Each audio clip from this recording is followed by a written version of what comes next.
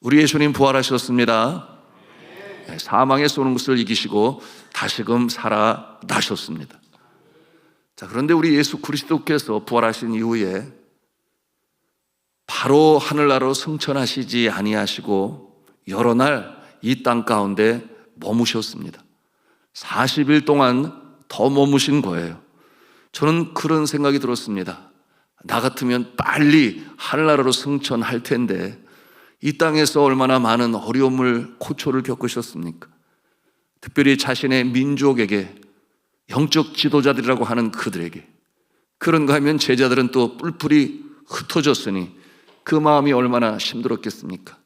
사명 다 감당하셨으니 이제는 바로 승천하셔도 좋을 것 같은데, 그런데 주님은 그러지 아니하셨어요. 여러분, 예수 그리스도께서는 십자가에 달리시기 전에 제자들을 사랑하시되 끝까지 사랑하시니라 그렇게 행하셨는데, 여러분, 부활하신 이후에도 변함없이 그 사랑으로 나누시고 함께 하시는 우리 예수님의 모습을 우리는 대합니다.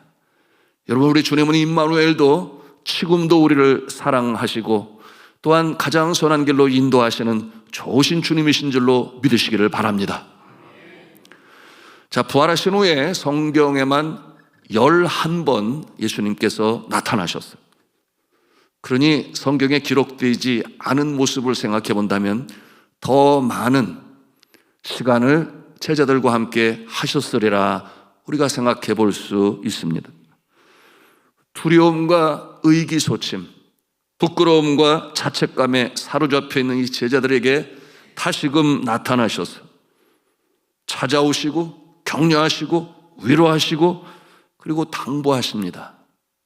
다시금 사명으로 일으키시는 부활하신 예수님이세요.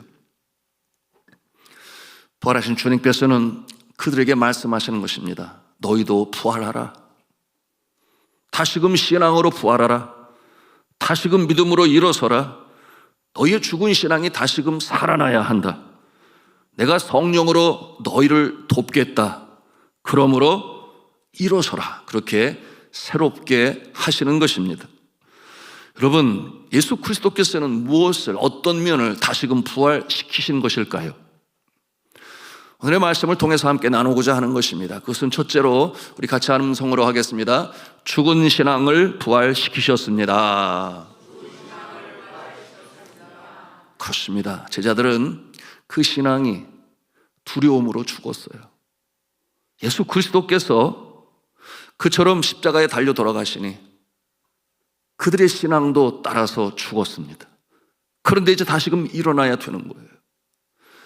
여러분, 향유를 준비한 여인들은 그 안식 후 첫날 새벽에 무덤을 찾았을 때 정작 제자들은 다락방에 숨었습니다. 두려워하여 숨었어요. 예수님께서 여러 번 부활에 대해서 말씀을 하셨지요. 그런데 그들은 그 예수 그리스도의 말씀을 집중적으로 듣지도 아니했고 또한 믿지도 못했습니다. 그러니까 그렇게 두려워했던 것이죠. 여러분, 이와 같은 모습을 여러분이 상상할 때 여러분이 예수님이라면 그 제자들을 향하여 뭐라고 말할 것 같습니까? 야, 내가 부활한다고 그랬잖아. 다시 살아난다고 그랬잖아. 너희들 귀는 도대체 어디에다 둔 거야? 이렇게 말씀하시겠습니까? 저 같으면 그렇게 얘기할 것 같은데, 그런데 예수님은 그러지 아니하셨어요. 예수님은 그러지 아니하시고 여러분 뭐라고 말씀을 하시는가? 안부를 물으세요. 두려움에 처해 낙심 가운데 있는 그들을 향하여 예수 그리스도께서는 긍휼히 여기서 말씀을 하시는데 에이레네 휘민, 에이레네 휘민, 이게 무슨 뜻인가 하면 너에게 평강이 있을지어다. 너에게 평강이 있을지어다. 너에게 평강이 있을지어다. 한 번도 아니고 3번이나 그 다락방에 숨어있는 제자들에게 예수께서는 그들의 안부를 물으십니다. 그리고 주시는 말씀이 이제 요한복음 20장 22절 본문의 말씀인데 그들을 향하여 숨을 내쉬며 이르시되 성령을 받으라. 그렇게 주님께서 말씀하셨습니다. 여러분, 성령을 받으면 어떻게 되는 겁니까? 성령은 보혜사라고 그랬어요. 그 뜻이 파라클레토스, 곁에서 도우시는 분, 성령님이십니다. 성도의 연약함을 도우시고 빌바를 알지 못할 때 탄식함으로 함께 도우시는 성령 하나님. 또한 이 성령 하나님은 회개의 영으로서 죄에 대해서 책망하시죠. 그러므로 회개하게 하시고 영적으로 거듭나게 하십니다. 그러므로 그렇게 하심으로 믿음이 자라나게 하시고 전도와 봉사의 사명을 이루게 하시기 위하여 은사를 베푸시고, 그리고 궁극적으로 다시금 신앙으로 굳게 서게 하는 일에 성령께서 도우시는 것입니다. 부활절의 새벽을 맞이하시는 여러분에게 이 부활하여 찾아오신 주님으로 말미암아 여러분의 마음을 사로잡고 있는 어떠한 불안이 있습니까? 염려가 있습니까? 두려움이 있습니까? 여러분, 걱정, 근심, 염려 다 물러가고 주님께서 그 심령에 오늘 말씀하신 것처럼 평강으로 가득 차시기를 주님의 이름으로 축복합니다.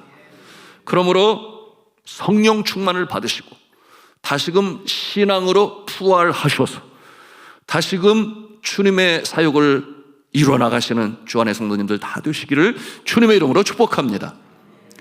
그런가 하면 두 번째, 어떠한 면을 부활시키셨는가? 같이 한 음성을 하겠습니다. 전도와 선교를 부활시키셨습니다. 오늘 본문 20장 21절에 주님께서 뭐라고 말씀을 하시는가 보니 아버지께서 나를 보내신 것 같이 나도 너희를 보내노라, 이렇게 말씀을 하세요.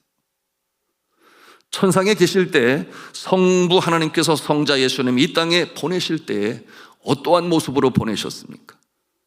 그와 같은 모습으로 나도 너희를 보낸다, 이렇게 예수님께서는 지금 말씀하시는 거예요. 천상에 계실 때 하나님께서 성자 예수님을 세상에 보내실 때는 그 높은 곳 천상, 아픔도 없어요, 슬픔도 없어요. 그런데 이 낮고 낮은 땅, 죄악으로 관영한 세상에 슬픔과 걱정, 사망에 신음하는 이 낮은 곳으로 보내노라, 이렇게 하신 것입니다. 보낸 것입니다. 여러분, 이와 같은 모습을 통하여 예수 그리스도께서도 제자들을 그렇게 보내시겠다는 거예요. 예수님 십자가에 달리실 때 멈춰버린 이 전도와 선교의 사명을 다시금 시작하게 하시겠다. 죄 많은 세상에 생명의 진리로 전한 것처럼 나도 너희를 세상에 보내노라. 여러분, 그러므로 이 복음 전파의 이 말씀은 예수님께서 40일 더 거하시면서 다시금 제자들을 일깨 주시기 위하여 주셨던 가장 핵심의 말씀이기도 합니다. 그러므로 자주 언급하셨죠. 마가복음 16장 15절에는 뭐라고 말씀하셨는가? 우리 같이 읽습니다. 시작. 또 이르시되 너희는 온 천하에 다니며 만민에게 복음을 전파하라. 또한 마태복음 28장 19절에 우리가 이렇게 잘 알고 있습니다. 그러므로 너희는 가서 모든 족속으로 제자를 삼아 아버지와 아들과 성령의 이름으로 세례를 주고. 여러분, 이와 같은 내용들은 바로 예수 그리스도께서 십자가에 달리심으로 그들에게서 멈춘 이 전도와 선교의 사명을 다시금 일으켜 세우시기 위하여, 부활시키시기 위하여 주님께서 그들에게 다가가셨던 것입니다. 여러분, 제자들이 그때 예수 그리스도의 명령을 받고 또한 성령 강림을 통하여 순종하며 나아가게 되었으니 죄악이 간영한 그 곳 로마, 베드로는 로마에까지 가서 복음을 전하고 순교자가 되었습니다. 그런가 하면 안드레는 저 스칸디나비아 반도에까지, 그 먼 곳까지 가서 복음을 전했고, 빌립은 아프리카로 갔으며, 또한 의심 많았던 도마는 그 먼 나라 인도에까지 가서 복음을 전하고 순교자가 되었는데, 제가 전에 체나이라고 하는 곳에 우리나라의 현대 자동차 공장이 거기에 있어요. 거기에 가보니 이 도마의 행적과 그리고 순교당한 그 장소가 여전히 보존되고 있는데, 감사한 것은 인도가 기독교 나라가 아니잖아요. 여전히 미전도 국가인데 그 체나이라고 하는 도마의 순교의 피가 뿌려진 그곳에만큼은 기독교가 왕성하여 지금까지도 여러분 하나님을 창조주로 있음을 구세주로 선포하는 그 거룩한 무리들이 그곳에 있음을 볼 때 그렇구나, 하나님께서는 이렇게 순종하여 순교당하기까지 복음을 전한 자의 아름다운 결실을 보게 하셨구나 하는 것을 느낄 수가 있었습니다. 저는 간절히 축복합니다. 이 부활절에 여러분의 잠자던 이 전도와 선교의 그 모습이 다시금 부활할 수 있기를 주님의 이름으로 축복합니다. 이 사명 온전히 감당하여 예수님을 따르는 제자가 되실 수 있기를 주님의 이름으로 축복합니다. 세 번째로 우리 같이 한음성을 하겠습니다. 사랑과 섬김을 부활시키셨습니다. 예수님은 무덤 앞에서 슬피 울며 그 마음이 어려움 속에 있는 여인들을 위로하셨습니다. 그럴 때 이 여인들의 마음에 기쁨이 충만해지게 되었습니다. 신앙에서 떨어지고 낙심하여 고향으로 돌아가서 다시금 옛 모습으로 그물을 잡고 조업하는 제자들, 여러분 밤새도록 조업을 하였지만 잡은 것이 하나도 없으니 그처럼 상한 마음을 가지고 또한 그 무력감 속에 있는 그들을 위하여 예수님께서는 무엇을 하셨나요?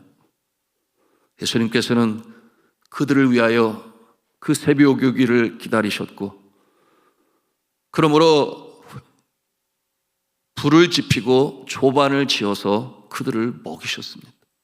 상상을 해보십시오.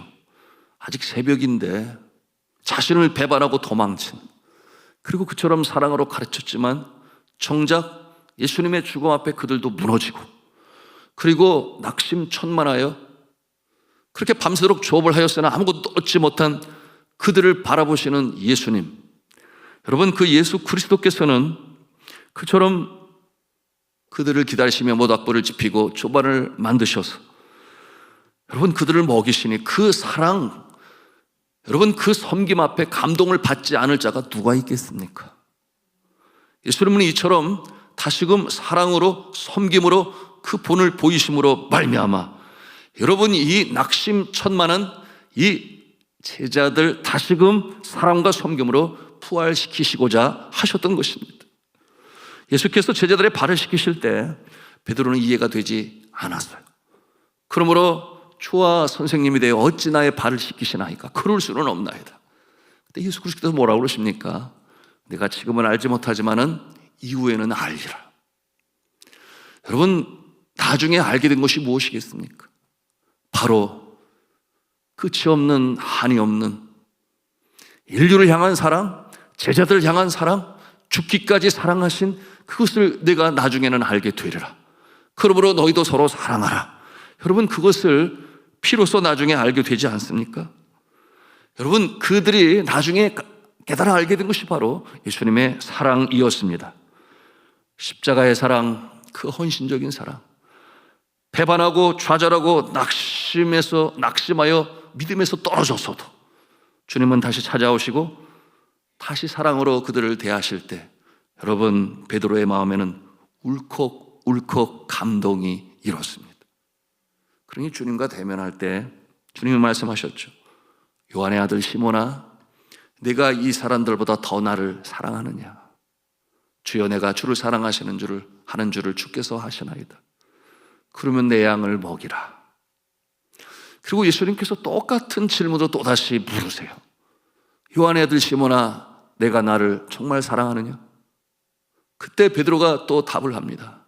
주여, 내가 주를 사랑하는 줄을 주께서 아시나이다. 그러면 내 양을 치라. 3번을 물으세요. 똑같은 질문으로. 그리고 똑같이 베드로의 입술을 통하여 내가 주를 사랑하는 줄을 주께서 아시나이다. 여러분 이렇게 3번 하신 것은 여러분 예수님을 3번 모른다고 부인한, 그러므로 그 심령에 트라우마로 깊이 새겨진 그 트라우마를 치유하시기 위한 과정으로서 똑같이 3번으로 그 입술을 통해 내가 주님을 사랑합니다. 내가 주를 모르는 것이 아니라 내가 주를 사랑합니다.